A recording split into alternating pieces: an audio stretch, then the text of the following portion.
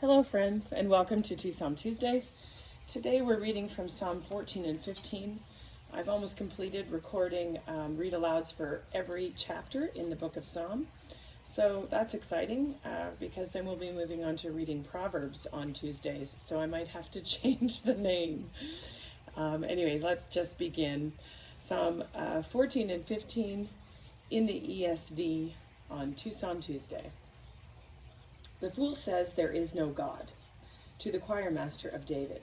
The fool says in his heart there is no God.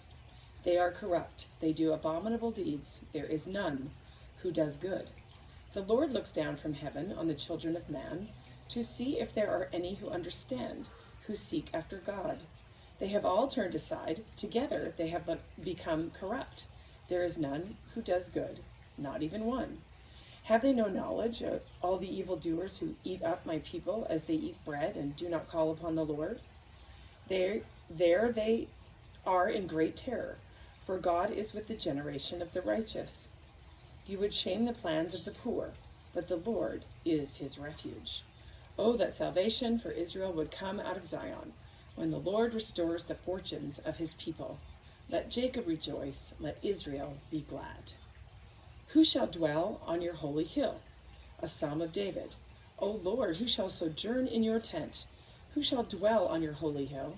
He who walks blamelessly and does what is right and speaks truth in his heart, who does not slander with his tongue and does no evil to his neighbor, nor takes up a reproach against his friend, in whose eyes a vile person is despised, but who honors those who fear the Lord, who swears to his own hurt and does not change, who does not put out his money at interest, and who does not take a bribe against the innocent. He who does these things shall never be moved. Lots of things pop out, but I want to focus in particular where it says there is none who does good, and there is none who does good, not even one. This is repeated in Romans, the indictment that we're all sinners, Romans chapter 3, and Psalms 53:3 also says this, that there is none that is good. And Jesus in Mark chapter 10, he is called the good teacher by the rich young ruler. And that story is also told in Matthew, but I like using Mark chapter 10 because Jesus says to him after the rich young ruler calls him good, he says, "Why do you call me good? No one is good except God alone." And then, of course, he indicts the man on, have you kept all the commandments? And when the guy says, yes, he has, Jesus looks at him and loved him. And so I think what we need to be reminded is that the sinful nature comes from within our heart.